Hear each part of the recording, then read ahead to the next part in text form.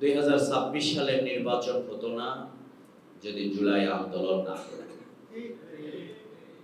আর জুলাই আন্দোলন না হলে যেমনি নির্বাচন হতো না, আবার এই নির্বাচন না হলেও কিন্তু আপনারা ক্ষমতায় যেতে পারতেন না।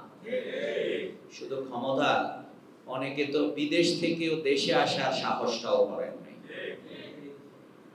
কিন্তু জনগণ যে জুলাই আন্দোলনের মধ্য দিয়ে যে নতুন বাংলাদেশের স্বপ্ন, তারা এখানে ইনসাফের বাংলাদেশ তারা দেখতে চায়, তারা দুর্নীতিমুক্ত বাংলাদেশ দেখতে চায়।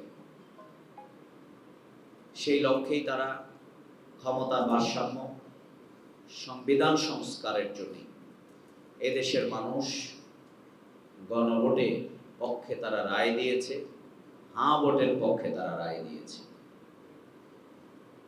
কিন্তু এখন আমরা শুনতে পাচ্ছি সরকারের বড় বড় কর্তা ব্যক্তিরা পর্যন্ত বলতেছেন যে আমরা হ্যাঁ ভোটকে মেনে নিয়েছি, নির্বাচন দেবে না, এই জন্য কৌশলের অংশ হিসাবে। এর থেকে বড় রাজনৈতিক প্রতারণা আর কি হতে পারে জাতির সাথে? আমরা মনে করি একটি দল এই কথা যখন বলে, তখন সেই দলকে আর কোনো দায়িত্বশীল হিসাবে আখ্যায়িত করা যায় না।